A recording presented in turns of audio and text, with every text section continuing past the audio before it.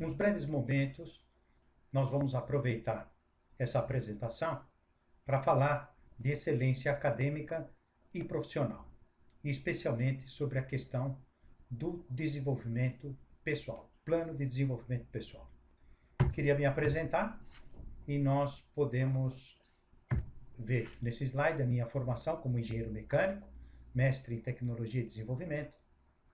Tenho doutorado em educação, fiz um curso pelo IESE Business School e também coordeno cursos numa escola, uma faculdade em Fortaleza, e autor desses livros: o empreendedorismo, administração e planejamento estratégico, responsabilidade social e competência interpessoal, e esse livro que nós estamos lançando agora, Jorge Lacerda, uma mensagem luminosa de cultura.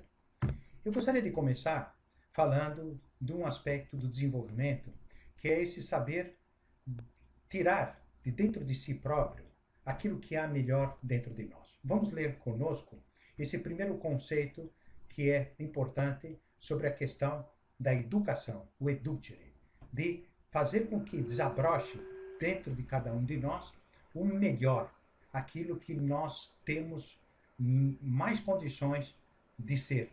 Portanto, esse autor que eu estou citando aqui nesse slide diz de uma forma muito direta: assim como o escultor que liberta da matéria morta as formas invisíveis que nela dormem e diz reproduzir de certa maneira esse milagre de criação, modelando a personalidade. Lacerda, em 1960. Saber fazer, desabrochar, ou crescer, ou desenvolver aquilo que nós temos de melhor. Então, assim como nós podemos, como aí no caso, numa figura da Pietà, em que nós vemos um Michelangelo, que dizia que via já dentro do bloco de mármore a presença daquela estátua, e para ele era retirar dali de dentro a imagem já formada. Então, da mesma forma, nós temos que ser autores do nosso próprio crescimento, do nosso próprio desenvolvimento. Esse processo de educação, por um lado, é educere, saber tirar o melhor de si mesmo, e também o educare, que é conduzir. Então, esses dois conceitos se desenvolvem simultaneamente num processo de crescimento pessoal. Tirar, extrair, e educar, que é formar e também instruir. Há um autor antigo, um grego chamado Píndaro, que desenvolvia o pensamento segundo essa expressão: homem, torna-te o que és. Que significa, na prática, de nós chegarmos a ser aquilo que nós estamos destinados potencialmente a ser. Isto é, chegar à plenitude daquilo que nós podemos. E aí a tarefa importante do formador de si próprio. Nós sermos capazes desse autodesenvolvimento. E esse autodesenvolvimento exige da nossa parte um esforço, tanto intelectual como volitivo, como também de otimização das nossas emoções. Sócrates, esse filósofo que deu origem ao modo de pensar no Ocidente, indicava que a virtude, que se denominava em grego arete, como sendo aquilo que desenvolve a pessoa em todas as suas dimensões. Esse dar o melhor de si próprio se obtém através da arete ou da virtude. Então, Sócrates, segundo ele, dizia que correspondia à virtude esse realizar o que cada um está chamado a ser. Por isso, essa reflexão, nesses breves momentos, visa a que você e eu saibamos parar por alguns momentos e pensar quais são aquelas qualidades, quais são aquelas competências, quais são aqueles conhecimentos que são necessários para nós atingirmos ou darmos o melhor de nós mesmos.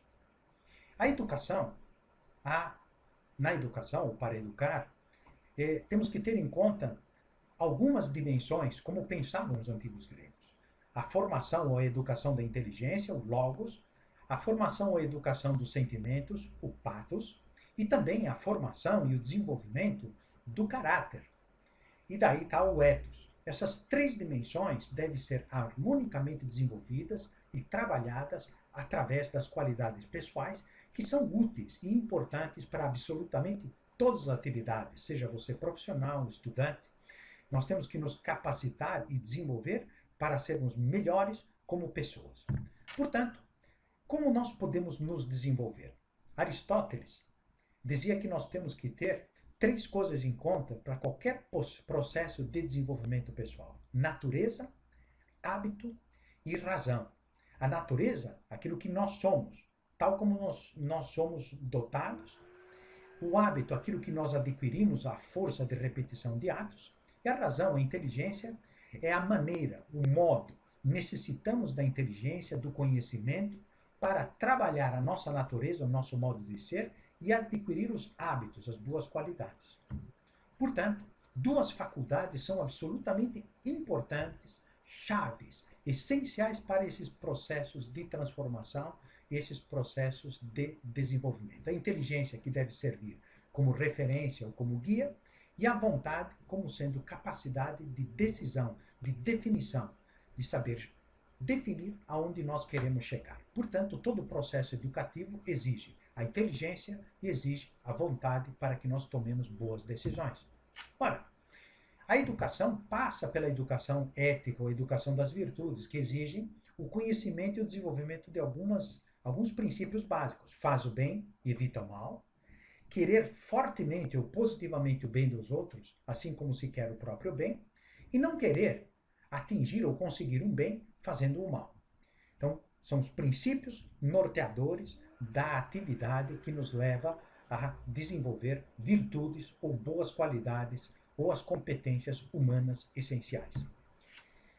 Para que nós possamos desenvolver as boas qualidades, penso que seria interessante termos como que um catálogo de qualidades ou de competências que são genéricas, que servem para o estudante, para o profissional, para qualquer pessoa que está na sua atividade do dia a dia. Capacidade de refletir e analisar, desenvolvê-la. Capacidade de esforço através da firmeza de vontade. A iniciativa e motivação, a proatividade. A capacidade de trabalhar em equipe através de um bom relacionamento interpessoal, desenvolver qualidades do trabalho em equipe. Depois, a prudência para a melhor tomada de decisão. E comunicação interpessoal, a empatia, que é saber colocar-se no lugar do outro, e as habilidades sociais. Um conhecimento de cada uma dessas competências ou dessas qualidades nos ajudará a ser melhor como estudantes, como acadêmicos, como profissionais, não importa a nossa atividade, como diretores de empresa, como gerentes, como professores, não importa por quê. Reflexão, vontade, iniciativa, trabalho em equipe, comunicação, empatia, habilidades sociais são absolutamente necessárias. E para isso nós temos que seguir aquele modelo grego que estava afixado naquele templo de Apolo em Delfos. Gnóthi Siathon, conheça-te a ti mesmo. Ponto de partida, necessário, absoluto. Procure rever esses minutos desse vídeo, procure indagar sobre cada uma dessas qualidades ou competências e verificar, através do conhecimento próprio, onde é que nós poderíamos melhorar. Porque qualquer atitude de mudança exige mudar o próprio pensamento, mudar de ideia. Aquilo que os gregos chamavam de metanoia. Está escrito em grego e eu gostaria que vocês pensassem um minuto nisso, talvez assistir uma ou outra vez essa reflexão que nós fizemos agora. Sem uma mudança de pensamento, uma mudança de ideia, não haverá uma mudança de conduta.